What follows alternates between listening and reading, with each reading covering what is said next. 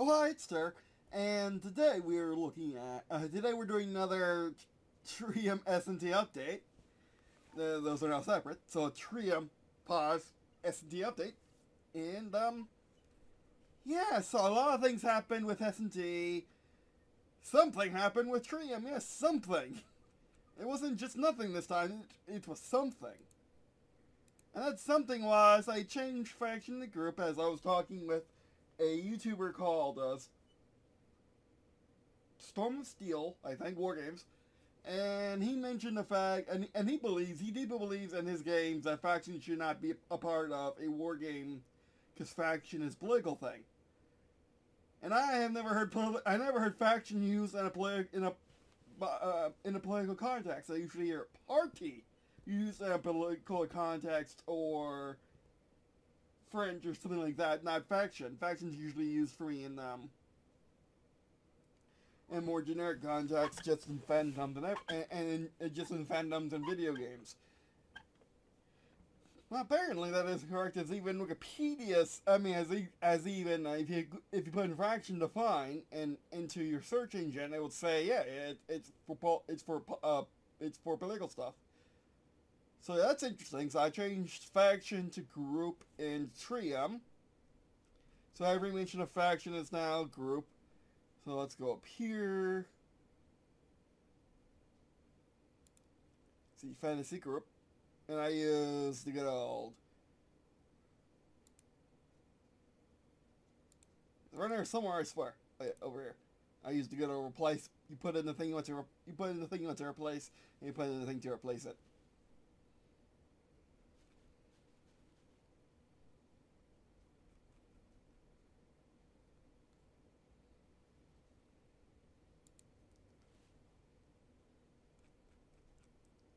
Also for Trium, expanded forward action and it's as normal. I'm getting a bit iffy on that today, but it's as normal. And yeah, I need to actually put like a term name here, like a title for this. Eventually,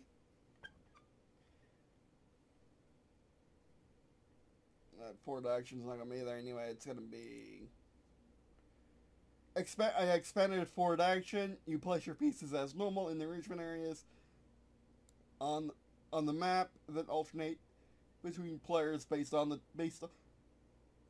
turn order.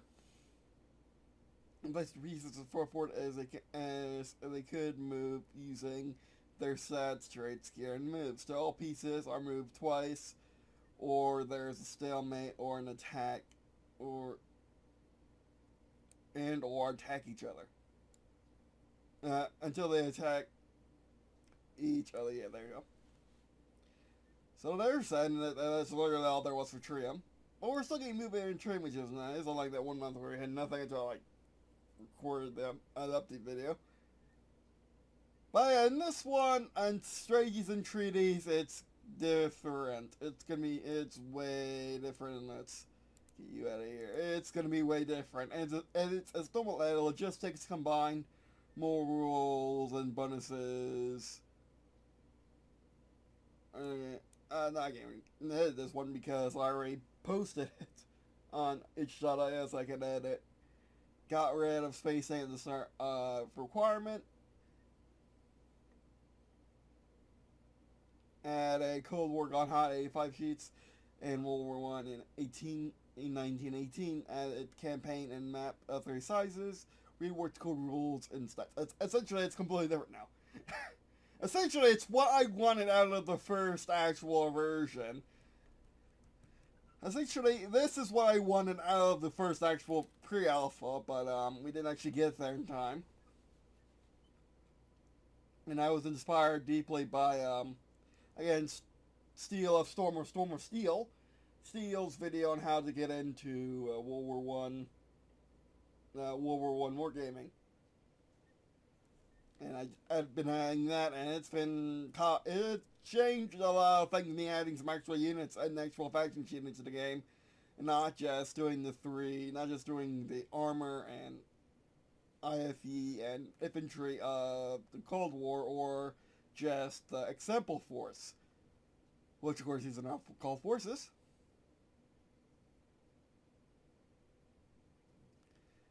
And yeah, the example units are now frontline artillery, cavalry, recon. Now you have your default stats. You got hold the line. You got technically 4 different skills, I guess. You got 10 SP, which really should be 30, I think. 30 seems a bit much, but it's not a bit much, especially when everything costs at least 5.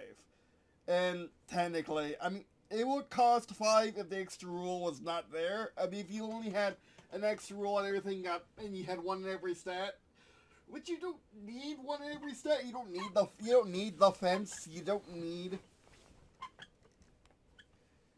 power. You don't need logistics. You do need quality.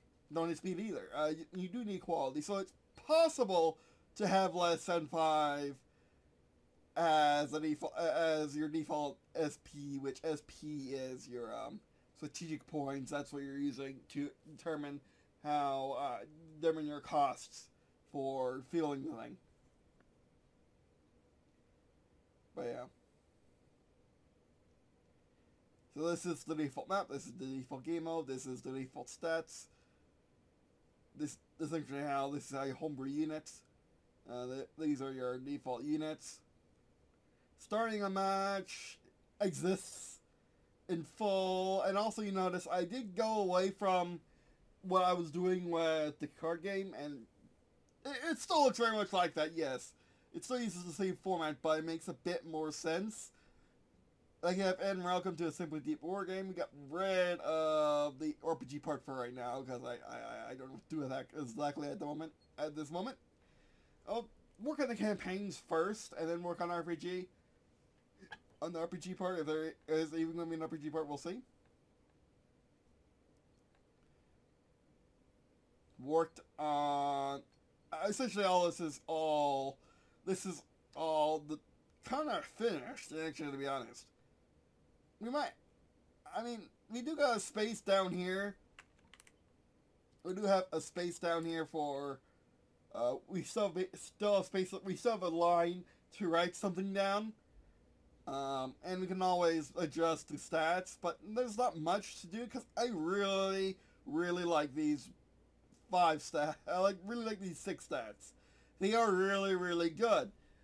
The issue is, they're a bit too much. Sorry. I just woke up too. They are a bit too much in terms of just how many there are. But they give you enough refinement to make a lot of things.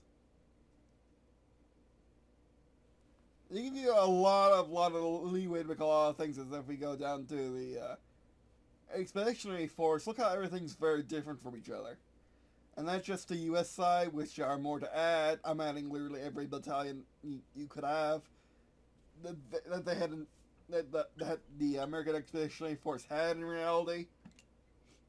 Like in mind, even so they aren't really battalions, but whatever. If you want to have if you want to fill an entire battalion worth of that nonsense, go ahead. But yeah.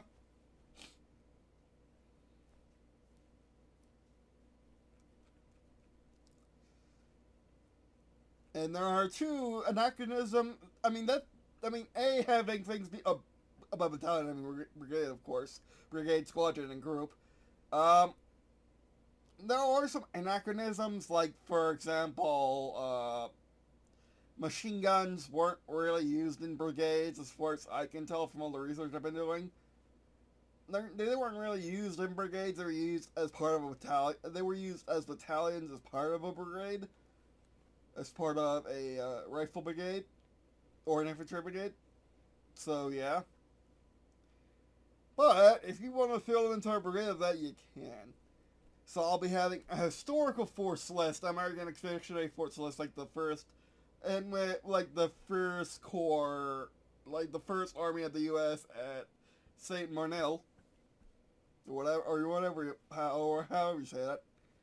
And I'll have hopefully I hope I can find a good a good list lead out of the first of the Imperial German Army that was at St. Manel, which I do really like that battle for 1918 U.S. versus Germany, because it was purely U.S. versus Germany. It was the first time U.S. did any major military action against Germany in World War One. It's not just brown, like a lot of the Western Front was. Like, it's nice grassy rolling hills of a town and a trench bunker complex. And battle space scale is like the entirety of the battlefield. And that's what you could use all the forces involved.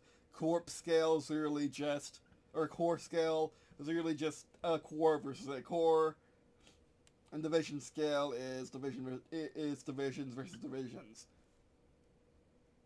I'm not quite sure what I'll be doing for division scale. I think division is like the smallest one. It is the normal smallest one. Of course, you got the even smaller one, brigade, which, like, these are brigades, but you can just imagine. I mean, you can just imagine them being towns, because there's not much difference. Like, yeah, there's not much I can really do about that with the system. I could technically make them cheaper if they're just brigades, but it doesn't matter. If you're playing just brigade, if you're playing all the players have brigade, or just playing one brigade, it doesn't matter. Or just playing one brigade where you have like a dozen stuff, even still a dozen battalions or so. I mean, not if you're not using support stuff. If you're not using support stuff, then it's like 4 or 3 or something like that. But yeah. Look at that, we need to really redo this. Yes, I know, this only has existed for 2 versions, and we need to redo it. I was redoing it during the World War I stuff, but the World War I stuff took precedence because it's getting way more involved, and I need to do more research for the Cold War, for 1985 Soviet Army and 1985 U.S. Army, to add all of their stuff that could possibly be added. Like what I did with the U.S. Expeditionary Force. But yeah.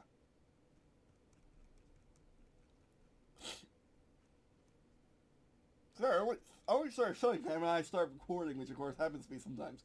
But anyway. So yeah, it was still, like, I think this is pretty much done, this bit. Like, this page is pretty much done. The core game is pretty much done. I mean, I've been saying that about Trium for forever. Yeah, I keep missing a Trium. Trium's core, Trium's Oregon core, and its RPG core. I keep messing with both those cores a ton to refine them, but I think this is even more refined. Like, I left more of it to being put on the, to be made as units on the force sheet than anything else. Which is because dice takes a way more prominent role in this game. Like, I think Strategies and Treaties is way more refined than Trium. Even now, I've been working on Trium for 4 years, and Strategies and Treaties is way more refined than Trium. I'll still finish Trium one day.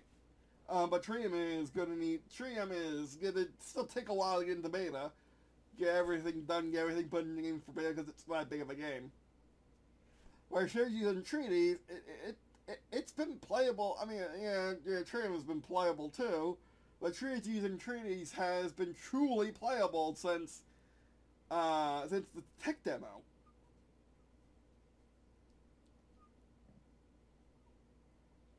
And now it's just getting refined. Whereas Trium I've been having to add stuff to it to get really into the good stuff. I've been having to rework it. Maybe it's just experience, but it's probably not just experience, because look at Games Workshop's games, for example, how much they are unrefined. So yeah. Man, I really like where Strategies and Treaties is at. And it'll probably go through its pre-alpha pretty quickly. I think what the basics I want in Strategies and Treaties is having 3 World Wars, is having the American and main opponent of World War One, Two, and Cold War Gone Hot in the game, and have at least one map for each. Have enough maps for one campaign in each, and yeah.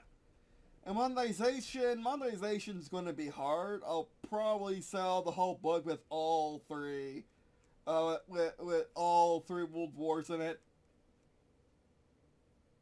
because as you can see, this is only 13 pages, whereas Trium is like way more than that.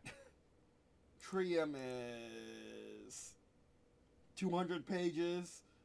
With everything, it's not even everything. So I think Trees works better for what I need for my needs. But I'd still work on Trium. I still like Trium. I still love Trium. Don't get me wrong. It's just that Trees and Treaties is more marketable. It's just a lot easier to work on. It's a lot easier to sell. It's a lot easier. It's just a lot easier. Like it's the version of it's the one I'm getting downloads on itch.io. Not Trium necessarily. I mean, yes, I'm getting downloads on Trium, but getting me more downloads with Treaties and Treaties.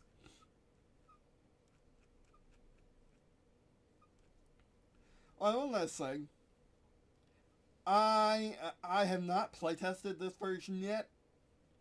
It looks really, really, really good, and it's based on playtesting from the first two versions. Mostly the tech demo, let's be honest.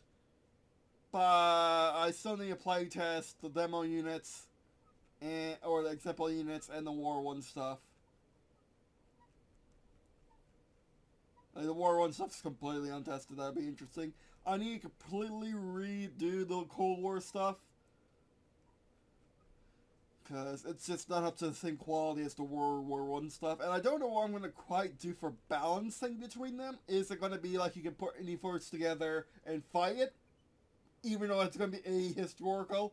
Like, why is the War One AF able to fight the 1980s U.S. Army as a peer force? I mean, it wouldn't be, because the U.S. Army in World War III, World War II had more supply and had more tanks, which are faster. So I mean, I think that's just gonna be the thing. Is it gonna be balanced at all? I think that's a major choice I need to make. Which let me know what you think. Should it be like 8-bit armies, where all the 8-bit armies are able to fight against each other, or in the three games, or is it supposed to be more realistic than that?